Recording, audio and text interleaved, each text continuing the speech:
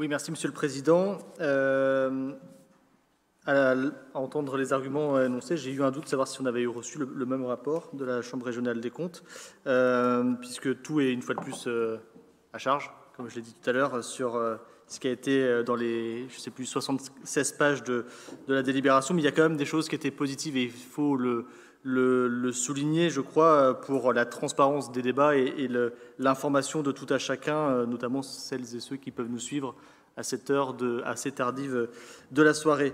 Je crois que le rapport vient aussi contredire pas mal d'éléments que je pourrais considérer de propagande pendant la période électorale de l'année dernière, ou des arguments souvent excessifs que vous avez pu déployer sur l'action de cette collectivité et de ses agents par le passé. Tout d'abord, sur la question budgétaire, et ce n'est pas moi qui le dis, ce n'est pas vous non plus, c'est la Chambre régionale des comptes qui indique que la situation du Finistère est actuellement équilibrée et ne présente pas de motifs d'inquiétude, alors qu'on a entendu dans cette salle des longues démonstrations combien la situation était inquiétante et qu'il fallait absolument revoir totalement de fond en comble la manière de gérer cette collectivité. Visiblement, ce n'est pas l'avis de la Chambre régionale des comptes sur le sujet et qui évoquait certes que les dépenses n'étaient plus maîtrisées, alors évoquant le cadre du pacte de Cahors, que vous n'avez plus et qui est une souplesse de cette collectivité maintenant. Mais si les dépenses ne sont plus maîtrisées, c'est que l'évolution des recettes, le conseil départemental tout seul n'a pas les leviers pour mobiliser toutes les recettes nécessaires. Et quant aux dépenses sociales, elles sont souvent conjoncturelles. Et pareil, le conseil départemental n'a pas forcément toute cette maîtrise de l'augmentation des dépenses sociales. La Chambre régionale des comptes s'autorisait même une note d'espoir, sans savoir, je pense, quand l'analyse a été faite, que la crise Covid allait arriver, puisqu'elle indiquait qu'en 2021, il devrait y avoir une amélioration de la situation financière du département. Certes, il y a eu une crise sanitaire qui n'a pas permis cette nette amélioration de la situation financière du département, puisque un certain nombre de dépenses étaient contraintes pour faire face à cette crise sanitaire et sociale. Néanmoins, la Chambre régionale des comptes indique aussi que le département a augmenté sa capacité d'autofinancement et a réduit son endettement. On le dit peu, mais c'est aussi ce qu'on appelle, je crois, de la bonne gestion et contraire, je crois, à un certain nombre d'arguments que vous déployez par le passé qui étaient souvent assez catastrophistes en la matière. Je l'ai dit, vous oubliez à loisir de rappeler le cadre du pacte de Cahors, interdisant l'augmentation de 1,2% des frais de fonctionnement de cette collectivité et qui ne permettait pas de mettre en place certaines politiques puisqu'il fallait augmenter fortement les dépenses de fonctionnement.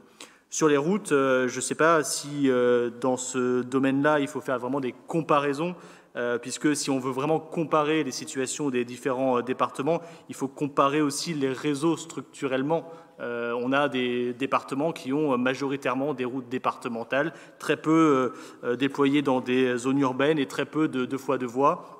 Il se trouve que le réseau départemental n'est pas le même en Finistère que en Ille-et-Vilaine. Et donc, l'observation du coût d'entretien par habitant doit d'abord faire preuve d'une analyse objective de la structure des réseaux pour savoir si vraiment il y a un déficit d'entretien ou d'investissement. Et je m'interroge d'ailleurs si vous allez aller dans le sens de la proposition de la Chambre régionale des comptes de transférer davantage aux collectivités locales des voiries qui ne présentent pas d'intérêt départemental.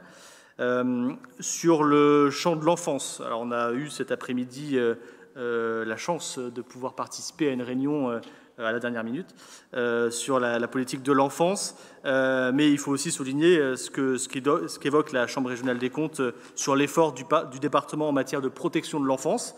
Pareil, là-dessus, j'ai beaucoup entendu depuis que je suis élu dans cette collectivité depuis 2018 que rien n'était fait ou tout était mal fait plutôt sur la question de la protection de l'enfance. Je crois que ce n'est pas des bons signaux que vous passiez par le passé aux agents qui travaillent sur ce secteur. Je note aussi le message tout à l'heure du préfet à Plougastel-Daoulas qui saluait les travaux qui avaient été engagés dans cette collectivité il y a 3 ans pour élaborer le nouveau plan. Pour rappel, ça fait 1 an et demi que vous êtes là, donc 3 ans, c'était bien des choses qui étaient lancées avant votre arrivée dans cette collectivité. Toujours dans le secteur de l'enfance, il est souligné que le coût moyen de l'accueil des enfants est inférieur à la moyenne nationale en raison d'une plus forte proportion de l'accueil par les assistants familiaux. Pareil, sur la politique des assistants familiaux, on a entendu beaucoup de choses dites dans cette salle et je ne peux pas me réjouir, mais j'entends quand même qu'il y a une certaine prise de conscience, vous l'avez dit tout à l'heure à Plougastel-Daoulas, sur les difficultés de recrutement des assistants familiaux. Nous subissions aussi des difficultés de recrutement dans le champ des assistants familiaux. Vous l'avez avoué tout à l'heure, c'est humble, c'est une part d'humilité de le dire. C'est depuis que vous êtes arrivé président du conseil départemental, vous avez beaucoup appris sur la question de la protection de l'enfance. Et effectivement, je pense que vous avez appris que le recrutement des assistants familiaux n'était pas chose facile. Sur le champ du handicap, la CRC souligne aussi la création très importante de places dans le secteur du handicap par le passé, entre 2016 et 2019. 437 places ont été créées, dont 222 places ont été créées en foyer de vie, dont on sait l'importance de ces places en foyer de vie. Je vais bientôt terminer. Sur la question des subventions, la Chambre régionale des comptes le dit, c'est pas moi, le département du Finistère subventionne davantage son territoire et intervient en facilitateur de projets. On entend qu'on ne subventionnait pas de projets dans les territoires du Finistère, que c'était très compliqué, qu'on ne le faisait pas. Mais la Chambre régionale des comptes le dit, elle subventionne davantage son territoire en intervenant en facilitatrice de projets. Je crois que c'est un certain altruisme territorial mené par cette collectivité, avec 43 € par habitant contre 29 en moyenne dans d'autres départements. J'en termine avec 2 points, un sur Pénarben numérique et un autre sur la question des ressources humaines.